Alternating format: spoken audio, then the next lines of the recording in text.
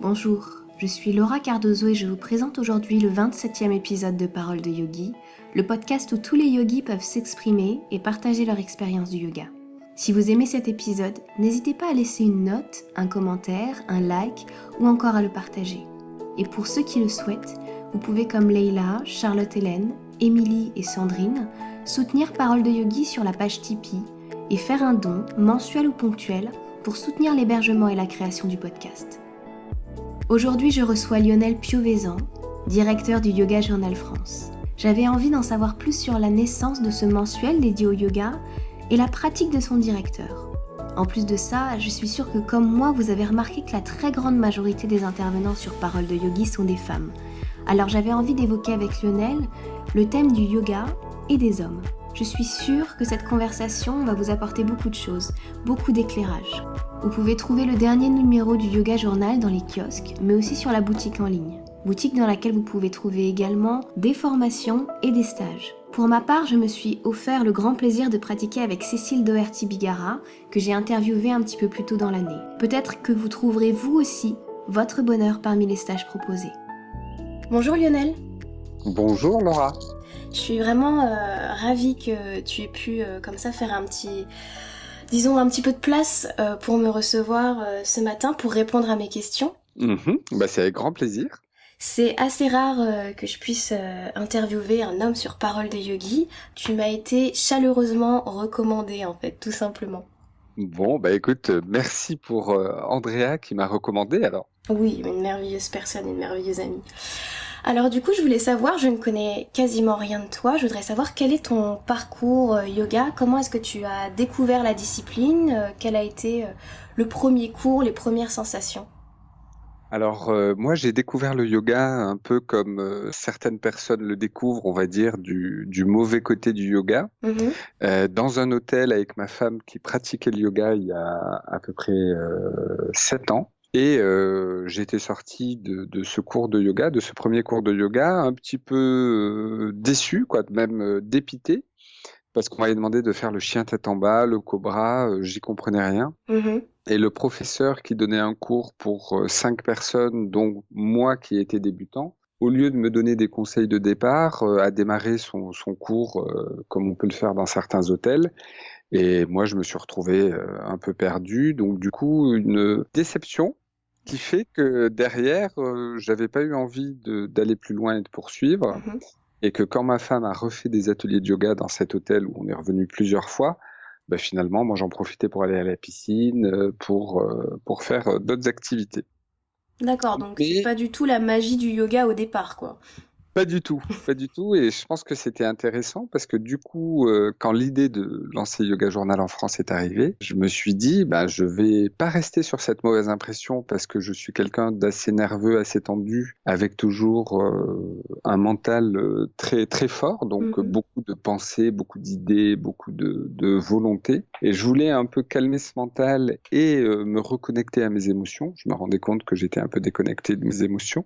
Donc, je suis allé cette fois-ci dans un cours pour débutants à Chambéry, c'était il y a 4 ans, avant de lancer Yoga Journal, parce que une personne m'avait proposé de lancer Yoga Journal en France et je me suis dit, je lancerai si vraiment je découvre ce côté magique du yoga. D'accord. Et là, j'ai adoré le cours. C'était un cours de yoga pour débutants au Cercle de Yoga à Chambéry, donné par Claire, une des fondatrices du Cercle de Yoga. Et j'ai trouvé ça génial. Ça m'a fait beaucoup de bien. Ça m'a calmé.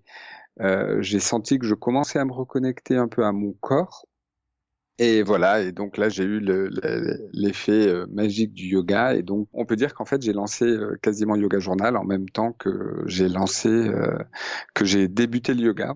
Ce qui m'a donné tout de suite une bonne vision de ce que les débutants pouvaient attendre en termes de conseils. Ça a mis quand même une certaine congruence d'avoir la pratique et de pouvoir diffuser un journal qui s'adressait... pour le coup, le journal s'adresse un petit peu à tout le monde, pas forcément aux débutants.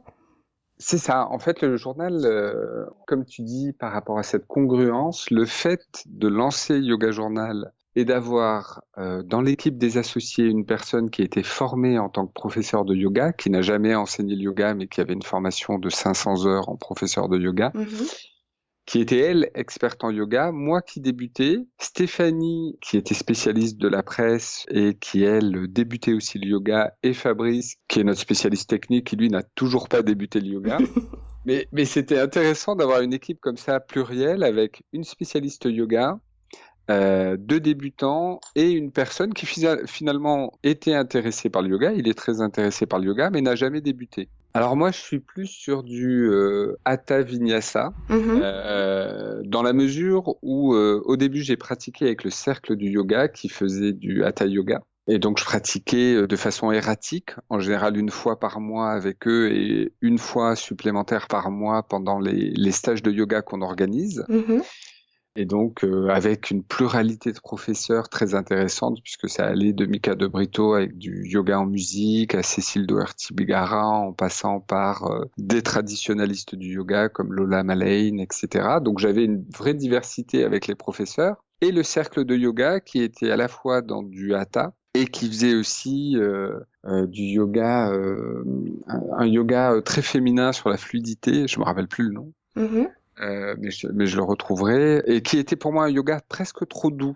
Dans ce yoga-là, je ne m'y retrouvais pas parce que je trouvais qu'il manquait le yoga Vu-Tao. Je sais pas si tu as déjà entendu parler. Ça me dit rien du tout là comme ça, mais Ouais, c'est un yoga où on fait travailler en fait l'énergie intérieure, là, le Shakti. D'accord. Et c'est un yoga qui était enseigné très très bien par Marine, une autre personne du cercle du yoga. Mais du coup, c'était un yoga où il manquait la partie physique des asanas, des enchaînements. Donc, mais ça, par contre, j'ai tout de suite ressenti dans le yoga ce bienfait, cette reconnexion à ces émotions qui me manquaient, qui me faisaient défaut, et le fait de calmer le mental, d'apaiser le mental.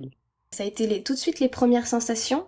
Et avec du coup cette pluralité de professeurs, qu'est-ce que tu en as retiré? Parce que c'est assez rare d'avoir comme ça une personne qui a l'habitude d'aller piocher dans l'enseignement de chaque personne quelque part.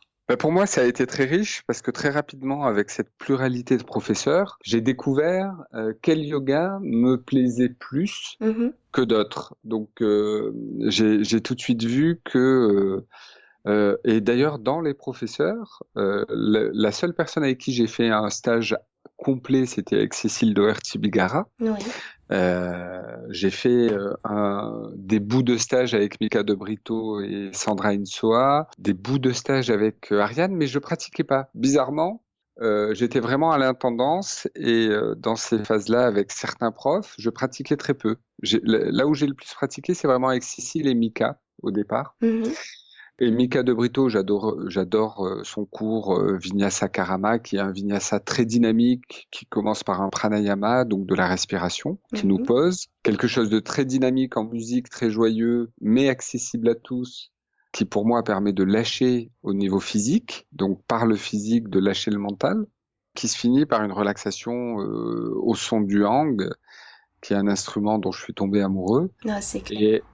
Et donc, ce cours, je l'appréciais énormément. En revanche, certains autres ateliers avec Mika, j'étais moins fan, comme par exemple le partner yoga, l'acro-yoga. Voilà, ça par exemple, ça m'attirait moins.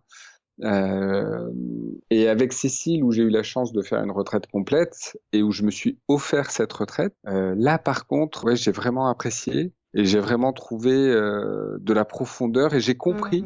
J'ai compris en fait ce qu'on pouvait vivre sur le tapis. C'est là que j'ai rencontré Andrea d'ailleurs. Et c'est vrai que ça a été pour moi une vraie révélation. Je me suis dit c'est super. Il me manquait un peu d'hommes dans cette retraite parce que j'étais le seul homme. Et même si je suis très à l'aise avec les femmes, c'est vrai que j'ai regretté qu'on n'ait pas 2 ou 3 autres hommes pour partager aussi ce qu'on vivait, parce qu'on vit les choses différemment sur un tapis, je pense. Et en quoi justement ça peut être différent? Je pense qu'en fonction des enseignants, je parle notamment de Cécile, là, dans ce cas-là, qui est très axée sur l'émotionnel féminin et qui maîtrise parfaitement l'émotionnel féminin. Nous, il y a des paramètres où on est moins sensible. Par exemple, moi, l'écriture, alors que je suis quelqu'un qui aime écrire, me mettre à écrire à la fin d'un cours de yoga, je n'y arrivais pas. Tu vois, ça ne me stimulait pas, je n'étais pas stimulé, et du coup, J'écrivais un peu des choses, mais sans vraiment de profondeur. Moi, j'aime bien écrire seul dans ma chambre, dans l'intériorité. Et là, au milieu de tous, c'est quelque chose qui me convenait pas. Donc, du coup, toute cette partie-là, c'est vrai que j'aurais pu sortir et faire autre chose parce que en fait, voilà, j'étais pas ça ne me mettait pas en disposition d'écrire, alors que je ressentais bien que chez les femmes, il y avait des femmes qui ressortaient des choses très fortes. Et voilà, je pense que c'est le seul point, par contre, dans les pratiques qu'a fait Cécile, je m'y retrouvais totalement. Et du coup, est-ce que tu remarques très souvent dans tes cours que t'es le seul homme ou qu'il y a un ou deux hommes? Moi, je vois que dans mes cours, ça vient de plus en plus, mais c'est pas non plus... disons que j'ai vraiment pas... Enfin, je dirais pas suffisamment. J'aimerais bien avoir un public plus masculin pendant mes cours. Écoute, oui, moi je m'aperçois qu'il y a très peu d'hommes qui viennent et que souvent les hommes viennent pour faire plaisir à leurs femmes au départ, C'est dans les vrai. stages, principalement. Mais les hommes viennent pour faire plaisir à leurs femmes et j'en profite pour les interviewer parce que je pense qu'il y a encore un blocage psychologique chez beaucoup d'hommes qui pensent que le yoga c'est quelque chose qui n'est pas physique, que c'est quelque chose qui n'est pas pour les hommes, qu'il y a trop de spiritualité, trop de blabla, on parle trop. Il y a les hommes, les chants qui peuvent déranger aussi certains hommes. Et en fait, dès qu'ils viennent pour faire plaisir à leurs femmes, eh ben la plupart sont touchés et ont la révélation que le yoga, bah, c'est pas une secte, c'est pas forcément quelque chose de très voilà de perché, et que chaque enseignant a sa propre façon d'enseigner et qu'ils peuvent tous trouver leur bonheur avec des enseignants différents.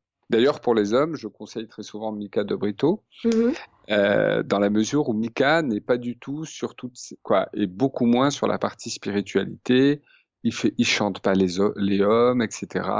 Il peut boire un verre de vin avec les participants à la fin ou une bière. Donc, quelque part, on reste dans un yoga joyeux et accessible. Et je pense que pour certains hommes qui débutent, c'est très confortable. C'est déjà pour certaines femmes, hein, pour n'importe qui en fait qui vient au cours de yoga, l'aspect spiritualité peut faire très peur et il est à amener souvent, quand on commence avec un certain groupe, il est à amener vraiment en douceur pour ne pas brusquer et pour faire comprendre ce qu'est la spiritualité. Aujourd'hui, la spiritualité, elle a été montrée longtemps comme quelque chose de sectaire et de complètement perché. Donc en France, en tout cas, on a besoin de mettre un cadre très protecteur, pas du tout invasif, quoi. Faut pas mettre un grand coup de pied dans la fourmilière, sinon ça passe pas, on amène les résistances des gens. Donc c'est vrai que déjà pour les femmes, je vois que c'est compliqué. Il m'est arrivé de venir avec un bol tibétain en cours et de me prendre une réflexion parce que c'était trop fort pour la personne, en fait. Oui. Après, pour les hommes, je pense que c'est aussi une question d'image parce que c'est vrai qu'on voit... Alors, on a des grands professeurs masculins, mais on voit peu de photos sur Instagram, même dans les magazines. Au final, on voit pas énormément encore d'hommes pratiquer. En tout cas, c'est pas la majeure partie des images proposées. Alors c'est très intéressant ce que tu dis parce que c'est un reproche que nous font régulièrement des hommes par rapport à Yoga Journal. Où ils nous disent c'est dommage car vous avez beaucoup de rubriques très féminines dans votre magazine, notamment la rubrique de Charlotte Saint-Jean, la rubrique de Cécile, qui s'adresse vraiment aux femmes, et vous n'avez pas de rubrique qui s'adresse aux hommes. Et il y a quand même entre 15 et 20% d'hommes qui pratiquent. Et ils ont entièrement raison, mais c'est vrai que nécessité fait loi, comme dit le proverbe, et que comme nos acheteuses sont principalement des femmes, 85 à 90% de nos lectrices, on a 85 à 90% de lectrices, que 82% des pratiquants sont des femmes, finalement, c'est vrai que le magazine est très orienté féminin. On réfléchit ensemble avec Julien, parce qu'on est deux hommes à la tête d'un magazine féminin, donc c'est quand même assez... ça peut être presque antinomique si on n'avait pas une forte sensibilité féminine, et je pense que c'est le cas pour nous deux. C'est de réfléchir à est-ce qu'on intègre une rubrique un peu plus masculine. Et c'est vrai que dans le prochain Yoga Journal hors-série qui sort, on fait un hors-série sur comment tonifier le corps avec le yoga. Donc là, on aura plus d'hommes dans le magazine et on va s'adresser vraiment à 50-50 aux hommes et aux femmes. Mais c'est vrai que c'est assez rare et c'est dû au fait que si vous mettez une image d'homme, il faut que ce soit un bel et faible finalement pour bien vendre. C'est les lois du marketing, mercantile. quoi. Voilà, c'est ça. C'est mercantile ce que je dis, mais c'est la réalité. C'est que quand on met des hommes dans un magazine, on vend moins que quand on met des femmes, parce que la femme va s'identifier plus facilement, bien entendu, à une image de femme. Moi, si je peux donner mon avis, j'avoue Oui, que je serais super intéressée par la lecture, pareil, d'un article qui viendrait parler davantage aux hommes, en fait, tout simplement parce que c'est une part de l'humanité que je ne connais pas et que je connais mal, tout simplement. Et en tant que prof aussi, ça peut être intéressant de comprendre ce qui peut se passer dans la tête d'un homme pendant un cours, et là où je peux aller chercher ce qui va motiver leur pratique et ce qui va vraiment les aider, en fait. Parce que pour l'aspect féminin, j'ai aucun problème à aller chercher, parce que je vais simplement me connecter à moi et à ma part féminine. Et pour ma part masculine, en fait, tout ce que je vois, je pense que c'est un masculin qui est biaisé, en fait, par notre société, un masculin qui doit foncer, qui doit être... Et je pense qu'on a besoin de reposer, aussi bien dans les magazines que dans nos têtes, en fait, un équilibre du masculin et du féminin qui soit juste, pas simplement dans le fait juste je suis un homme, je suis une femme, mais dans les polarités, en fait, yin et yang, etc., dans quelque chose, pour le coup, de plus profond. Si vous pouvez trouver un spécialiste, quelqu'un qui saurait répondre à tout ça, ça m'intéresserait énormément, et ce serait novateur déjà aussi, parce que je pense qu'effectivement on a besoin. C'est très vrai, et c'est vrai que c'est un angle qui peut être très intéressant et qui est à réfléchir avec Julien. Surtout qu'on est deux hommes, et donc mais nous on est deux hommes avec une forte sensibilité féminine, donc je pense qu'on représente pas non plus. Et c'est vrai que dans le yoga, je pense que les hommes qui pratiquent régulièrement ont une part féminine un peu plus importante que les autres. Je pense qu'en tout cas qui sont dans l'écoute de cette part-là. Voilà, dans l'écoute de leur corps, ils sont à l'écoute d'eux-mêmes, et c'est vrai que pour bien connaître, moi, la part masculine, puisque je la côtoie quand même beaucoup plus, quoi. Maintenant, je côtoie plus la féminine, mais on va dire que pour connaître bien les hommes, je m'ennuie très souvent. Alors, quand je dis ça, j'ai des femmes qui me sautent dessus en disant c'est un cliché d'une aile, mais je l'assume. Quand je rencontre des hommes dans une société, dans toutes les sociétés où je suis rentré, très souvent, les discussions tournaient autour de l'équipe de foot et les résultats du foot, les voitures, les filles, les ordinateurs, voilà, les clichés. Voilà. Mais c'est une réalité. C'est la majorité des hommes. Alors peut-être parce que c'est des codes aussi sociétaux, des codes linguistiques, mais la majorité des hommes, quand vous vous adressez à eux, vont vous parler sport, vont vous parler voiture, vont vous parler filles, vont vous parler... Très peu vont accepter finalement de montrer leur part féminine au départ. Ça ne veut pas dire qu'ils n'en ont pas, mais ça veut dire que dans les codes, l'homme, c'est la force, et donc dans les sociétés, moi très souvent, mes premières alliées ont été les femmes, parce que je trouvais les femmes beaucoup plus intéressantes. Donc j'avais des amis hommes, mais ceux qui avaient une part féminine un peu plus développée et qui aimaient bien discuter, parce que la plupart des hommes n'aiment pas trop discuter, n'aiment pas trop avoir des longues conversations sur où va-t-on, que fait-on, que devient-on, qui sommes-nous. Voilà, les hommes, en général, ont une pudeur par rapport à ça. On a essayé de faire un sondage auprès de nos lecteurs et de nos lectrices. On a fait justement un dossier sur le yoga et les hommes, pour essayer de comprendre ce que les hommes recherchaient, ce qui pouvait les attirer, ce qui pouvait les refroidir par rapport au yoga et faire qu'ils ne voulaient pas pratiquer. Donc on a parlé des hommes qu'elles connaissaient et qui pratiquaient, et des hommes qu'elles connaissaient et qui ne pratiquaient pas, donc des deux. On a eu à peu près 400 réponses à ce questionnaire. On en avait envoyé quand même 5 à 5000 personnes, donc déjà ça peut intéresser les personnes de répondre. Ouais, c'est un petit échantillon. Voilà, mais c'est quand même 400 personnes sur 5000 pratiquantes de yoga, donc c'est 400 pratiquantes de yoga qui ont répondu, et pratiquants, parce qu'il y a des hommes qui ont répondu à ces questionnaires aussi. Il devait y en avoir une centaine, je pense, une petite centaine sur les 400. Et en fait, ce dossier n'a pas du tout fonctionné, c'est-à-dire qu'il n'a pas intéressé nos lectrices. Globalement, c'est un magazine qui s'est très mal vendu, si on parle de nouveau au niveau des chiffres. D'accord. Et pourtant, on avait fait une enquête un peu approfondie où on essayait de comprendre. Et ce qui ressortait de l'enquête, c'est que ce qui gênait les hommes dans le yoga, c'était vraiment le côté blabla, spiritualité, et chanter, etc., etc. Oui, quelque chose qui est pas, disons, la pratique physique puriste. Exactement. Et d'ailleurs, où est-ce qu'on retrouve le plus d'hommes? On avait mené l'enquête, c'est dans le yoga Bikram, qui est un yoga très physique, dans le yoga Ashtanga, dans le yoga Iyengar. Donc on va retrouver plus d'hommes dès que le yoga devient beaucoup plus sur la partie physique que sur la partie spirituelle. Et là, on a un équilibre qui se forme. Ou avec des enseignants qui enseignent du vinyasa très dynamique. Par exemple, si vous prenez des personnes comme Cathy Misson à Annecy, elles vont avoir beaucoup plus d'hommes parce qu'elles vont faire du yoga vinyasa. Oui, puis on a Gérard Arnault qui est vraiment le pape français du vinyasa.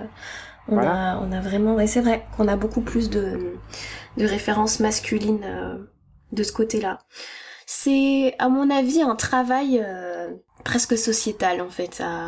C'est un travail qui est en cours, Laura, si je peux me permettre, excuse-moi.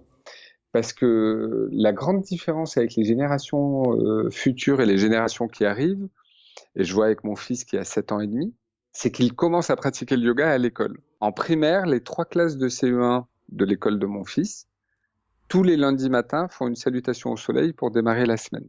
Et les 3 maîtresses ne sont absolument pas des profs de yoga, elles n'ont pas été formées, mais elles considèrent que c'est le lancement de la semaine et que la salutation au soleil pour lancer la semaine, c'est un bon moyen de les canaliser, de les calmer, de leur donner envie et de démarrer par une activité ludique.